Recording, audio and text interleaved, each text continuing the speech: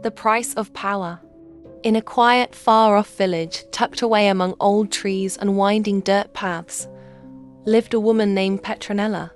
She was mostly alone, as her only child, Mary, had married and moved to another village quite a distance away. Petronella often felt the quiet emptiness of her home. One crisp morning, a strange, dark wish began to grow in Petronella's heart. She decided to visit two old friends, sisters known in the village as witches. People whispered about their odd ways. As Petronella got close to their lonely hut, a shiver went down her spine, a mix of fear and excitement. The air around their home always felt heavy, smelling of strange plants and wet earth. Petronella, what a surprise! One of the witches chuckled, her eyes sparkling oddly. Come in, come in. After some small talk, Petronella leaned forward and whispered, I want to learn. I want to learn how to be a witch. Since you two are already so good at it, I hoped you could help me. A shocked silence filled the room. Her friends looked at each other, then a slow, knowing smile spread across their faces. They remembered Petronella as the one who always told them to stop their dark practices and be good people. Teach you? One finally said, her voice sounding falsely kind. Oh, Petronella, that's easy. But there's a small test first. Something you must do. You must kill your own daughter, the other witch said, staring at Petronella. To truly follow this path, your heart must become very hard. It has to be your own child. A sacrifice of your closest bond. A cold fear washed over Petronella. Kill Mary? She stammered, her mind racing. How I? She's not even here. How could I ever do that? Questions tumbled out, desperate and unanswered. How will I trick her? How will I do it? The witches just laughed. Oh, we can help with how, they promised, their voices chillingly cheerful. You will write her a letter. Say you're very sick and beg her to come see you. When she arrives, you'll need 2 small, identical potty buckets. The kind we use at night here in the village. Before you both go to sleep, give one to Mary and tell her it's for her. You keep the other. They leaned in closer, their voices dropping to a creepy whisper. You must make sure she uses her pot first, then falls back asleep. After some time, you'll wake up. Check her pot. If she's peed, you will quickly, silently switch the pots. Then take her real pot outside. Don't worry, they added, a cruel shine in their eyes. We'll be waiting for you. Petronella felt sick with fear, but the dark wish for power, for something more, was too strong. The idea of being a witch, of controlling hidden forces, made her forget the horrible demand. With shaky hands, she went home, grabbed a pen and paper, and began writing the trick letter to her only daughter, pretending to be a weak, sick mother who missed her child. It didn't take long for Mary to get the letter. Her heart tightened with worry when she read her mother's plea. She immediately told her husband, and they decided she must leave at dawn the next day. Mary's journey was long, over miles of wild land where cars were rare. She packed a small bag, her mind full of her mother's supposed illness, and set off. As the sun set, making long, spooky shadows on the path, Mary found herself walking in the growing darkness. The quiet of the lonely road was suddenly broken by a soft, steady chanting. It seemed to come from everywhere and nowhere at once. A haunting song carried by the night wind. Fear pricked Mary's skin. She couldn't tell where the sounds were coming from, but they got louder, more urgent, filled with a disturbing power. Panicked, Mary quickly climbed the nearest big tree. Its old branches offered thick, hiding leaves. She hid herself among them, hoping not to be seen. To her horror, the chanting became very loud, and a group of dark, cloaked figures appeared from the darkness, walking straight towards her tree. They stopped under it, lit a crackling fire, and started their strange songs and dances again. From her hiding spot, Mary watched, frozen. Her blood ran cold when she saw a familiar face among them. Her mother, Petronella. Hidden but able to see everything, Mary watched. The witches swayed and chanted their creepy songs, their faces lit by the fire. They kept up their strange ritual for what felt like forever, until the early hours of the morning. Around 4 a.m, as the first grey light touched the sky, they finally stopped singing. The two friends turned to Petronella, their voices low but clear in the quiet morning. "Did you understand everything?" one asked. "Did you get the instructions? Make sure you give her the right bucket and do not pee first. We'll be waiting outside for the sample. As soon as you bring it, we'll mix it with the special movie, and then it will be done." Every word felt like a cold knife in Mary's heart. Tears filled her eyes, hot and painful, running down her dusty cheeks. "So my own mother called me here to kill me," she whispered to herself. The betrayal tasted bitter. How can my mother be so cruel?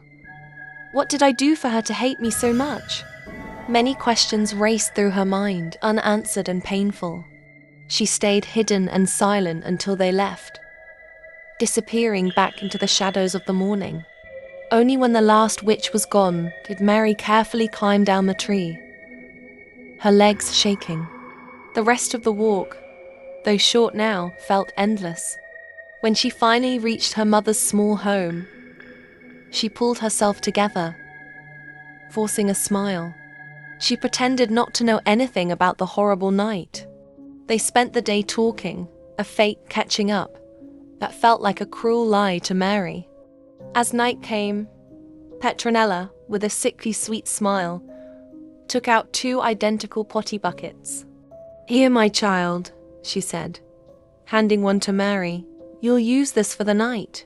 Mary's forced smile stayed in place. "Oh, thank you, Mother," she replied, her voice showing none of the worry inside. They lay down to sleep, facing away from each other. Mary didn't sleep. She lay very still, pretending to, her heart beating fast. After what felt like a very long time, Petronella moved. Mary felt her mother get up, heard her check Mary's bucket. It was empty. Mary heard her mother sigh, a low groan. Petronella was an old woman and couldn't hold it much longer. Mary heard the clear sound of her mother peeing, then the soft rustle as she lay back down, a soft snore soon filling the quiet room. This was Mary's chance. She waited until the snoring was deep and steady. Then silently, carefully, she got up. She used her own bucket. Then, with a steady hand, she swapped the 2 pots. Her mother's full pot now sat by Mary's head, and Mary's own full pot was placed by Petronella. Mary then slid back under her blanket, pretending to be asleep. Sometime later, Petronella woke again, unable to hold it. She checked Mary's bucket one more time. This time, it was full. A proud smile spread across her face in the dark. She carefully lifted the pot, carried it outside, and went to meet her waiting friends. "Did you make sure it's her pee?" They hissed, their voices barely a whisper. Yes, it's hers," Petronella insisted, her voice shaky with excitement. "I saw it myself. Are you absolutely sure?" They pushed, sounding a bit worried. "We don't want any problems." But Petronella, too caught up in her plan, just nodded strongly. "Of course, I'm sure. Now, hurry." They took the pot, poured its contents into a black iron cooking pot already hot over a small fire. As they mixed it with dark, thick movie, the mixture began to boil fiercely. A strange, sour smell filled the air. Suddenly, Petronella gasped. "I'm so hot," she cried, pulling at her clothes. Her friends tried to fan her, to cool her, but her skin was red and pouring sweat. Her eyes rolled back in her head. "Are you sure you gave us the right pea?" one witch asked, her voice now filled with fear. "This doesn't look good." But it was too late. Petronella's body began to twitch, her breathing fast and rough. She clawed at her throat, her body in terrible pain. She got weaker and weaker, falling to the ground, her eyes wide with a growing horror. While the witches tried to understand what was happening, Mary, who had quietly followed them, slipped away into the fading darkness. She knew only one person could help. She ran, her bare feet hitting the ground, straight to the king of the village's home. Breathless, she told him every terrible detail of her mother's plan and the witch's dark plot. Within minutes, Mary was back at the scene, with the king and some of his guards. They found Petronella lying still, a broken, defeated figure. Her friends stood over her, wide-eyed with shock and fear. Mary walked forward, her voice clear and strong despite the pain in her heart. "Mother," she said, her words sounding final and sad, "see what you have done. You called me here, your own child, to kill me. You tried to destroy the very life you gave. Now, look at you. You did this to yourself." Petronella lay still. She couldn't even speak anymore. A last, shaking breath left her lips, and then she was gone. The king, his face serious, spoke to the two remaining witches. "Gather your things," he ordered, his voice strong and firm, "and leave this village. Never come back." He then turned to Mary, his face softening. "Bury your mother with the respect she didn't show herself, and then go back to your husband. Your journey here showed great bravery." Mary, with a heavy heart, did as the king ordered. She buried her mother, not with hate, but with deep sadness for the person her mother had become. Then, she traveled back to her husband, carrying the pain of a terrible betrayal, but also the strength of having survived. They lived out their lives, and though the shadow of that dark night would always remain, Mary eventually found peace and happiness, forever thankful for the life she almost lost.